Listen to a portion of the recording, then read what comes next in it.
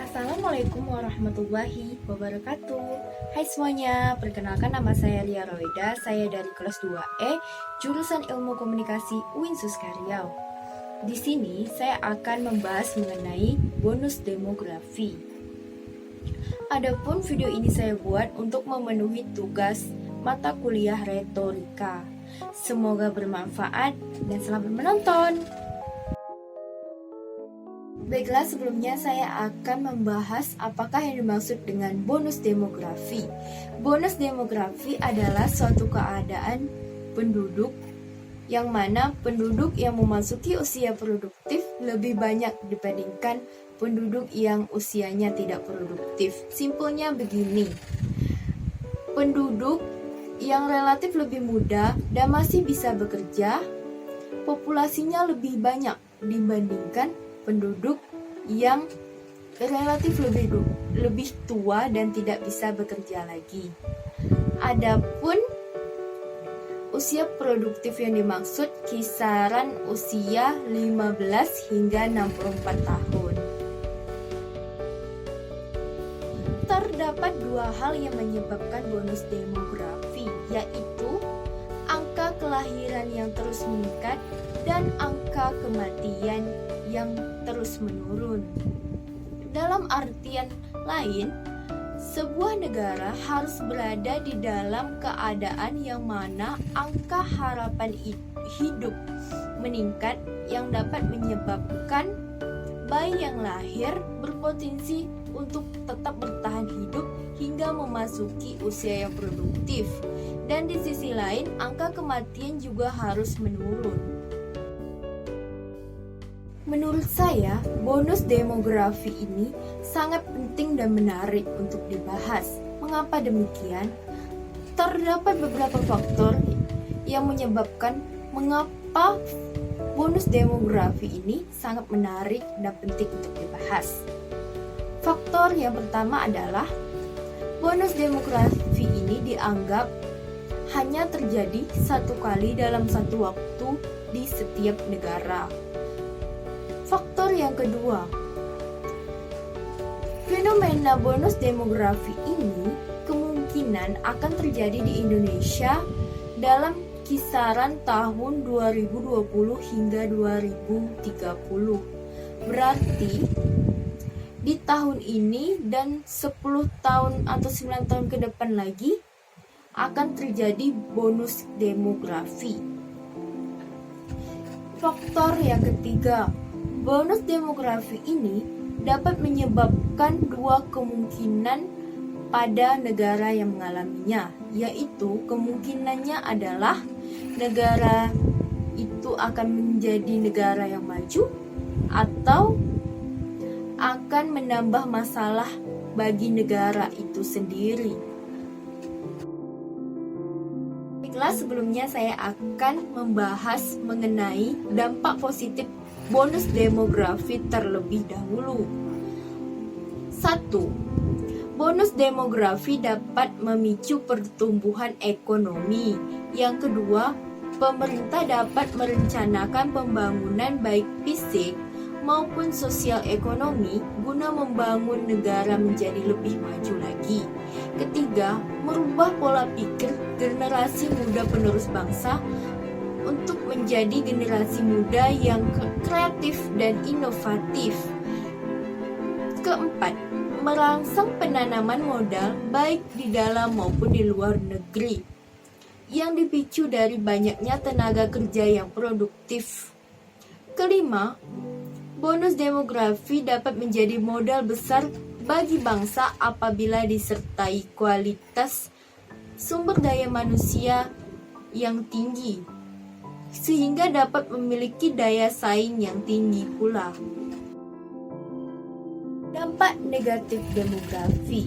1. Akan timbulnya pengangguran secara besar-besaran. Yang kedua, persoalan penduduk yang sangat berkaitan dengan dampak negatif terhadap lingkungan. Jika penduduk yang besar tidak diikuti dengan kualitas kesadaran penduduk yang baik, maka akan menyebabkan terjadinya degradasi kerusakan lingkungan. Yang ketiga, tenaga kerja akan didominasi oleh tenaga kerja asing apabila penduduk tidak memiliki skill yang baik. Lebih dahulu, saya akan menceritakan sedikit pengalaman mengenai kegagalan menghadapi bonus demografi yang terjadi di dua negara, yaitu Brazil dan Afrika Selatan. 1. Brazil. Periode bonus demografi yang dihadapi Brazil dimulai dari awal tahun 1970-an sampai tahun 2018. Brazil dianggap gagal mempersiapkan diri sejak awal periode bonus demografi dimulai. Pemerintah lebih memprioritaskan sumber daya untuk kebutuhan jaring pengaman sosial dan pensiun. Hal tersebut mengakibatkan negara Brazil mengalami defisit anggaran yang sangat besar, sehingga Brazil tidak mampu mengalokasikan anggaran ke penyediaan akses pendidikan yang berkualitas, infrastruktur, kesehatan, dan penyediaan lapangan kerja. Yang kedua, Afrika Selatan. Afrika Selatan mengalami tingginya angka pengangguran karena adanya ketidaksinambungan tingkat pertumbuhan angkatan kerja dengan pertumbuhan lapangan pekerjaan jadi alasan utama. Kondisi ini terjadi mengakibatkan sekitar 53% generasi milenial di Afrika Selatan menganggur karena tidak terserap pasar tenaga kerja. Hal ini didasari kualitas pendidikan yang kurang baik dan kegagalan pemerintah menghubungkan antara kurikulum pendidikan dengan kebutuhan pasar kerja. Salah satu negara yang patut dicontoh dan sukses dalam menghadapi bonus demografi adalah negara Jepang. Negara Jepang pada tahun 1950 menghadapi bonus demografi. Pemerintah Jepang pada saat itu sangat mengetahui bahwa bonus demografi ini adalah peristiwa yang sangat penting, sehingga Jepang menyiapkan pemuda dalam menghadapi bonus demografi pada tahun 1950, dan ternyata mereka berhasil menghadapi bonus demografi, sehingga fondasi kemajuan Jepang pun sudah dimulai sejak saat itu.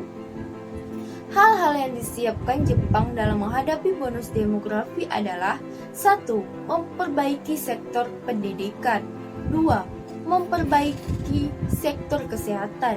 3. Memperbaiki sektor ketenaga kerjaan. 4. Memperkecil angka pemuda putus asa. Indonesia bisa menghadapi bonus demografi jika mempersiapkan diri dengan sebaik-baiknya. Adapun beberapa faktor yang menentukan keberhasilan bonus demografi adalah 1. Pendidikan. Melalui pendidikan yang berkualitas yang diselenggarakan oleh negara dan didukung oleh masyarakat Indonesia, penduduk Indonesia yang memasuki usia produktif bisa bersaing dengan tenaga kerja asing dan bisa masuk ke pasar tenaga kerja. Yang kedua adalah kesehatan. Setiap manusia memerlukan kesehatan. Dengan kesehatan yang berkualitas, penduduk yang memasuki usia produktif bisa memiliki kualitas sumber daya manusia yang baik. Yang ketiga, lapangan pekerjaan. Tanpa lapangan pekerjaan, Indonesia akan banyak pengangguran. Oleh karena itu, Lapangan pekerjaan sangat berperan penting dalam lahan dan sarana memenuhi kebutuhan hidup masyarakat. Namun dihimbau, masyarakat saat ini harus lebih kreatif untuk menciptakan pekerjaan biar lebih banyak lagi lapangan pekerjaan yang terbuka. Yang keempat, upaya peningkatan kesehatan remaja, terutama kesehatan reproduksi, mental, penanggulangi perilaku yang tidak sehat seperti mengonsumsi alkohol, narkoba, seks bebas, dan lain sebagainya. Bonus demografi bagaikan pedang bermata dua. Di satu sisi bisa menguntungkan jika memiliki kualitas sumber daya manusia yang tinggi.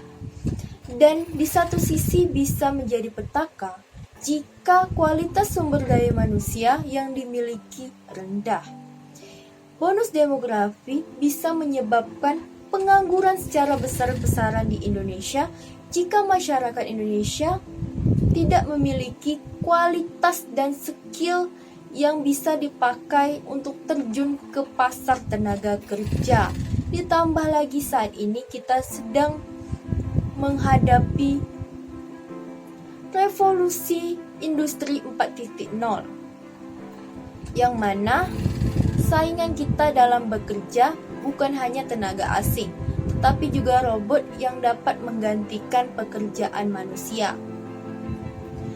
Akankah kita hanya akan menjadi babu di negeri sendiri karena tidak mampu bersaing dengan tenaga asing, atau kita menjadi babu di negeri orang karena susahnya lapangan pekerjaan di Indonesia? Pilihan ada di tangan kita sendiri. Mari kita bersama-sama bekerja sama dengan pemerintah untuk mempersiapkan sumber daya manusia yang berkualitas dan mampu bersaing dengan tenaga kerja asing. Jika banyak usia produktif di Indonesia memiliki kemampuan ahli yang tidak bisa dilakukan oleh teknologi, seperti kemampuan berpikir kritis, berkomunikasi dengan baik, fotografi, kemampuan riset, dan lain sebagainya, bisa dipastikan fenomena bonus demografi bisa kita hadapi dengan baik berbarengan dengan revolusi industri 4.0. Hal ini bisa menyebabkan lapangan pekerjaan banyak bermunculan. Kebijakan pemerintah dan warga negara dalam menghadapi bonus demografi ini akan menentukan masa depan Indonesia ke depannya. Akankah bonus demografi di Indonesia menjadi berkah atau malah menjadi musibah untuk Indonesia sendiri? Saya Ria Roida, terima kasih telah menonton video ini. Mohon maaf jika ada kesalahan kata. Wassalamualaikum warahmatullahi wabarakatuh.